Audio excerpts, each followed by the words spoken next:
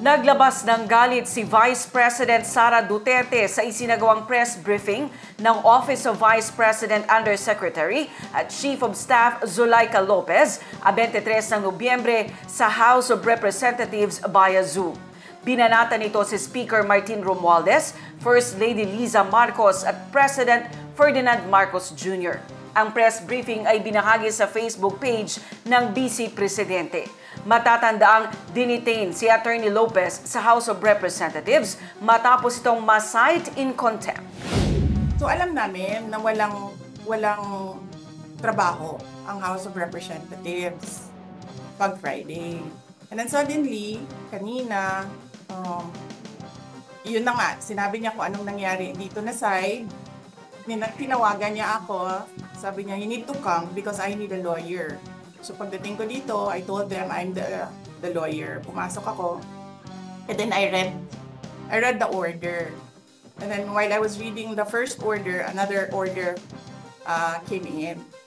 And then, nakita ko doon sa order nila na parang by unanimous vote, parang ganyan. And then sa akin naman, parang paano kayo nag-meeting? Wala nga kayong trabaho pag Friday. Sobra kahayahay ninyo ng mga tao. Kaming lahat sa Office of the Vice President, Monday to Friday ang mga trabaho namin. Sa ibang opisina, Monday to Friday. I'm not saying na bawal yan. But, alam mo yon, that is something that civil service should think about. May mga opisina ng gobyerno, 4 na araw lang pumapasok. Yung iba, 5 araw pumapasok. Nandyan sa daan, sa init, sa ulan, nandun sa bundok, naglalakad. Yung lahat, Martin Romualdez, Liza Marcos, Bongbong Marcos.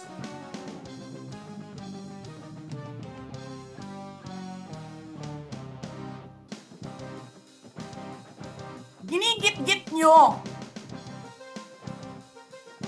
yung mga tao ko dyan sa envelope na yan. Liza Marcos, naalala mo, nagpadala ka sa akin ng video?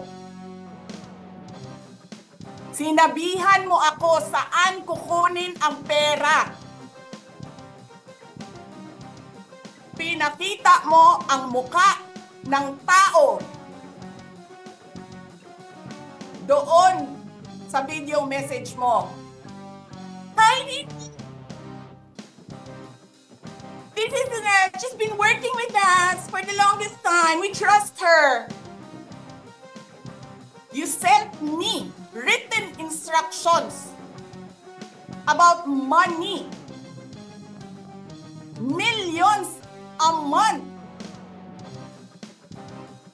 Anong nakalagay doon sa envelope? DepEd! Anong ginawa ko? Binigay ko sa DepEd!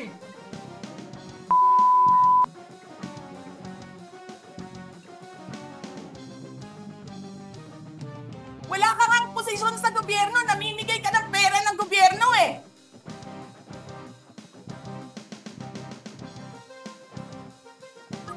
Sisirain nyo yung tangal ng mga kasama ko sa Office of the Vice President.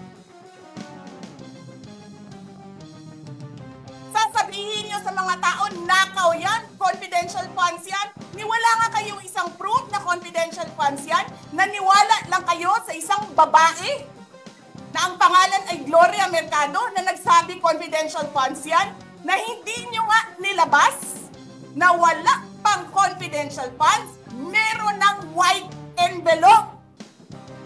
Kasi 2022 pa lang,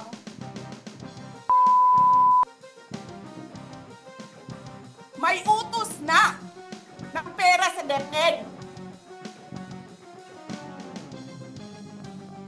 Tapos kami yung nagsisinungaling? Nagpipigil ako eh. Kasi gusto ko lang magtrabaho. Gusto ko lang tapusin nyo na yung show ninyo dyan sa House of Representatives para makabalik na kami sa trabaho namin. Kasi may kinausap na ako na tao. Sinabi ko sa kanya, kapag pinatay ako, patayin mo si BBM, si Lisa Araneta, at si Martin Romualdez. No joke. No joke. Nagbilin na ako, ma'am. Pag namatay ako, sabi ko, huwag ka tumigil hanggang hindi mo mapatay sila. And then he said yes.